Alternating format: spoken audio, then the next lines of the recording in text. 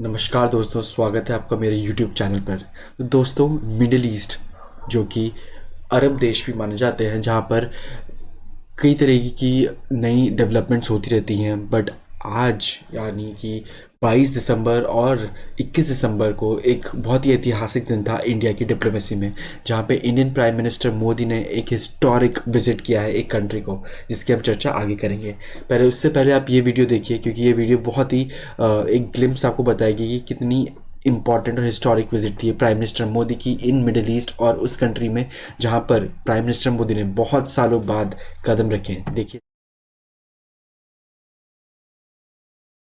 कदम रखा है, तब से ही चारों तरफ एक अलग ही अपनापन, एक अलग ही गर्मजोशी महसूस कर रहा है।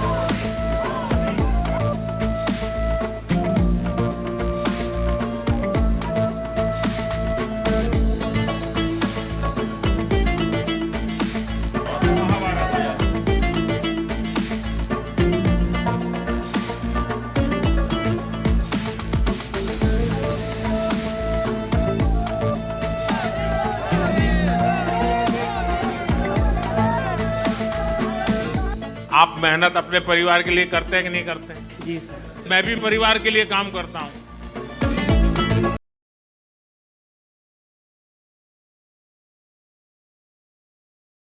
तो देखा दोस्तों आपने, कितना हिस्टोरिक विजिट था ये। तो ये कौन सा विजिट था, ये कहाँ किस कंट्री पे विजिट था, अब तक तो आपको पहचानने में आ गया होगा। तो जी हाँ, हम बात कर रहे हैं कुवैत की, एक बहुत ही इंपॉर्टेंट, बहुत ही छोटा देश बट बहुत ही ज़्यादा इंपॉर्टेंट देश माना जाता है मिडिल ईस्ट में। और प्राइम मिनिस्टर मोदी ने यहाँ पर 43 ईयर्स के बाद एक हिस्टोरिक विजिट किया है। जानिए क्यों दोस्तों, कि इतने सालों बाद कुवैत को एक इम्पॉर्टेंट कंट्री ना समझते हुए किसी भी प्राइम मिनिस्टर ने वहाँ पे विजिट क्यों नहीं किया। क्या ये लीडरशिप की कमी थी या एक प्राइम मिनिस्टर मोदी का एक नया विजन है मिडिल ईस्ट के लिए, जानते हैं आज की इस वीडियो में। तो पहले दोस्तों, ये हिस्टोरिक भी इसलिए माना जाता है क्योंकि महाभारत और रामायण जो कि हमारे इंडियन कल्चर की एक मोस्ट इंपॉर्टेंट एपिक्स में से मानी जाती हैं, खासकर हिंदुइज्म में। तो ये अराबिक में ट्रांसलेट की गई है। इसका मतलब कि रामायण और महाभारत भी अब अरेबिया में, अरब्स में, खासकर मिडिल ईस्ट में अराबिक में की ट्रांसलेशन में उपलब्ध होगी। और ये बहुत ही हिस्टोरिक माना जाता है। हालांकि कुवैत एक बहुत ही स्टिल एक रिग्रेसिव या फिर एक बहुत ही टाइट मोनार्की है, जहाँ पर मोस्टली अदर रिलीजन्स के साथ उतने अच्छे से ट्रीट नहीं किया जाता, वहाँ पे उतना फॉलो नहीं किया जाता। बट ये एक स्टेप, एक स्मॉल स्टेप बहुत ही इंपॉर्टेंट माना जाएगा एक इंडिया की जीत के, इंडिया की डिप्लोमेसी के लिए, क्योंकि दूसरी कंट्री का, खासकर इंडिया का डिफरेंट रिलीजन का वहाँ पे कोई भी टेक्स्ट, रिलीजियस टेक्स्ट एक तरीके से अपने अरेबिक लैंग्वेज में पब्लिश करना भी एक बहुत बड़ी बात मानी जाएगी, खासकर उन देशों में जहाँ पे अभी भी बहुत ही रूढ़िवादी और एक रिग्रेसिव काइंड का सिस्टम चलता है। तो हम इससे पहले भी हम देखेंगे कि सिर्फ कुवैत नहीं, यूएई ने भी हिंदू, एक first Hindu temple, stone temple open किया था पब्लिकली, जहाँ पे इसी साल प्राइम मिनिस्टर नरेंद्र मोदी ने इसको इनॉग्रेट भी किया था 14 फरवरी को। आपको पता होगा यूएई का एक सबसे बड़ा हिंदू टेम्पल वहाँ पे इनॉग्रेट किया गया था। तो ये भी एक बहुत ही इंपॉर्टेंट स्टेप था कि हिंदुइज्म और इंडिया की एक छवि के लिए, इंडिया की कल्चरल डिप्लोमेसी के लिए एक बहुत बड़ा विन था। तो दोस्तों यही नहीं, ये भी पता चलता था कि सऊदी अरेबिया जो कि मोस्ट ही इंपॉर्टेंट कंट्री है मिडिल ईस्ट में, माना जाता है कि यहीं पे बहुत ही रिग्रेसिव सिस्टम रहता है वहाँ का रिलीजियस सिस्टम, बट यहाँ पे भी रामायण और महाभारत के करिकुलम में इंक्लूड किया गया था। हालांकि दोस्तों ये बहुत ही फनी था, क्योंकि ये ऑलरेडी डिबंक किया जा चुका था कि ये क्लेम्स बहुत ही फॉल्स है। बट ये कहीं ना कहीं ऐसी चर्चाएं कहीं ना कहीं दिखाती हैं कि जो मिडिल ईस्टर्न कंट्रीज़ हैं वो धीरे धीरे ओपन अप हो रही हैं। और क्यों ओपन अप हो रही हैं? क्योंकि वहाँ पे जो माइग्रेशन इंडिया का और डिफरेंट अदर कंट्रीज़ का आ रहा है, जिससे कि एक डिफरेंट डाइवर्स कल्चर वहाँ पे डेवलप हो रहा है। क्योंकि वहाँ पे आप देखेंगे कि इंडियंस काफ़ी ज़्यादा तादाद में वहाँ पे मौजूद है। Skilled unskilled both kind of labours are contributing to these middle eastern countries. और इन्होंने ही इंडिया और पाकिस्तान, सऊदी, ये बांग्लादेश और अदर साउथ एशियन कंट्रीज़ ने यहाँ के जो लेबर्स हैं, इन्हें ही यहाँ की जो हाई क्लास इंफ्रास्ट्रक्चर बनाया है, वो भी बहुत बहुत कंट्रीब्यूशन है इंडिया का। तो दोस्तों, इसके बाद हम जानेंगे कि क्यों इंडिया और कुवैत के रिलेशन इतने स्ट्रैटेजिकली इंपॉर्टेंट क्यों माने जा रहे हैं, और ख़ासकर इस विजिट के बाद इसको एलिवेट भी कर दिया गया है स्ट्रैटेजिक पार्टनरशिप में। स्ट्रैटेजिक पार्टनरशिप बहुत ही इंपॉर्टेंट टर्म माना जाता है इंटरनेशनल डिप्लोमेसी में, और इंडिया ने कई कंट्रीज़ के साथ स्ट्रैटेजिक पार्टनरशिप करी है। उसमें से एक अब कुवैत भी बन चुका है।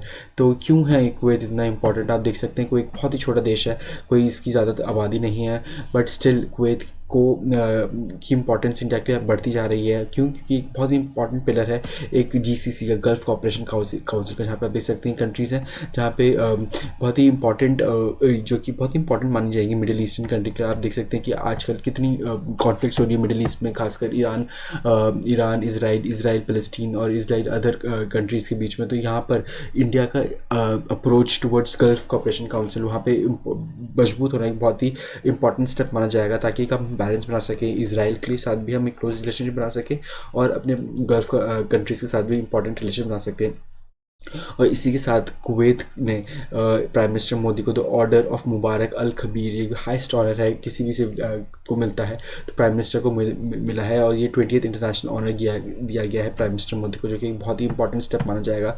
और ये कुवैत ऐसा क्यों कर रहा है? क्योंकि कुवैत भी देखता है कि इंडिया को एक बहुत ही इंपॉर्टेंट स्ट्रैटेजिक पार्टनर है, जहाँ पर इंडिया और कुवैत का एक बायलैटरल ट्रेड हालांकि उतना ज़्यादा नहीं है, बट उस कंट्री के साइज़ के compare to its very very large, $10 billion का ये अभी तक का ट्रेड है, जहाँ पर इंडिया के हम सोचते हैं कि गल्फ कंट्री है तो उसका ऑयल ज़्यादा एक्सपोर्ट होता होगा इंडिया को, but that is not the case. India का ये गल्फ नेशन में से कुवैत 6th लार्जेस्ट सप्लायर है क्रूड ऑयल का, जो कि सिर्फ 3% ऑफ इंडियन नीड्स को कैटर करता है, जो कि बहुत ही कम है। बट स्टिल इसके बावजूद भी, ऑयल ना होने के बावजूद भी बहुत ही कितने ज़्यादा इंपॉर्टेंट रिलेशन रखता है, क्योंकि ट्रेड्स सिर्फ ऑयल में नहीं, हम डाइवर्सिफिकेशन ऑफ हमारे ट्रेड्स हैं उसमें, जैसे कि आईटी, इंफ्रास्ट्रक्चर और फार्मास्यूटिकल बहुत ही इंपॉर्टेंट सेक्टर है, जहाँ पे इंडिया और कुवैत मिलकर काम करेंगे। ये इस मीटिंग में भी सामने आया था।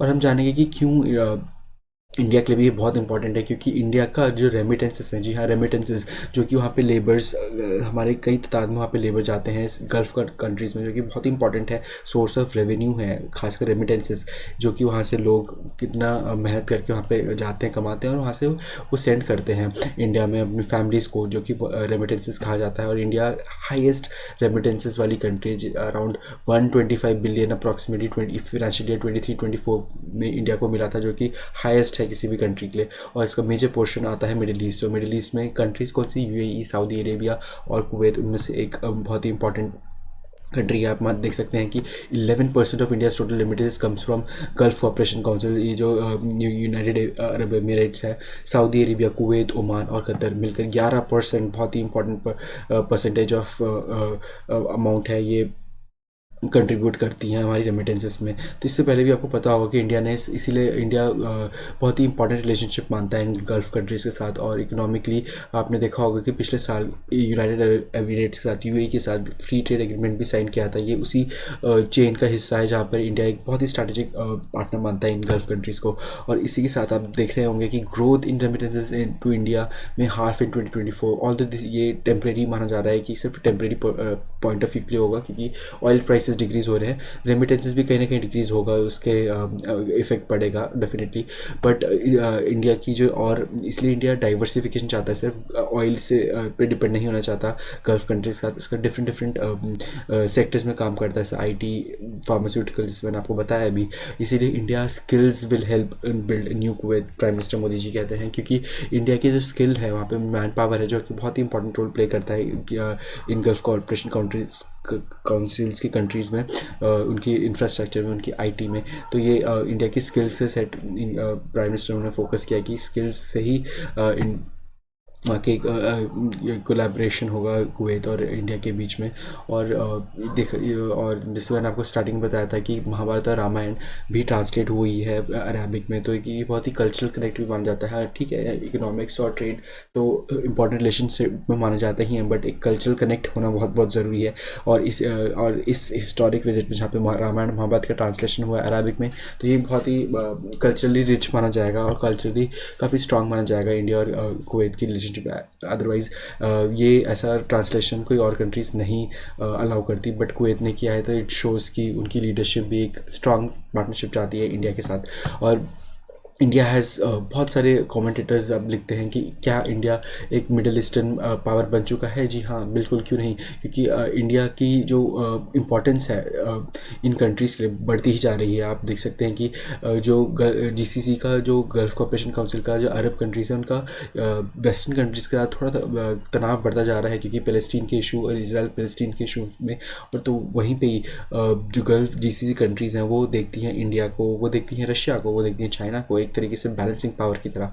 इसीलिए, और इंडिया की इतनी स्ट्रॉन्ग मैन पावर है और उनको वो मैन पावर की ज़रूरत है, तो इसीलिए जो ये कंट्रीज़ हैं इंडिया को बहुत ही ज़्यादा स्ट्रैटेजिक पार्टनरशिप मानती है। इसीलिए आपने देखा होगा कि बहुत बार अब जो ये कंट्रीज़ हैं ये अब पाकिस्तान को छोड़कर इंडिया का स्टैंड लेती हैं इन कश्मीर इशू, तो जो कि एक बहुत ही डिप्लोमेटिक विक्ट्री है इंडिया के लिए। और इसीलिए कहा जाता है कि क्या India has become the middle eastern power, जहाँ पर, बट ये बहुत ही फार फेच तो नहीं है, ये बहुत ही रियलिटी अब आ गया है, क्योंकि इंडिया के बहुत बहुत स्ट्रॉन्ग रिलेशन होगा इन सारी कंट्रीज के साथ। और चाइना भी एक बहुत बड़ा इंपॉर्टेंट प्लेयर बनता जा रहा है इस रीजन में। तो इंडिया को डेफिनेटली अपने सॉक्स पुल अप करने पड़ेंगे और अपनी डिप्लोमेसी और स्ट्रॉन्ग बनानी पड़ेगी, स्पेशली इकोनॉमिक्स के टर्म्स में।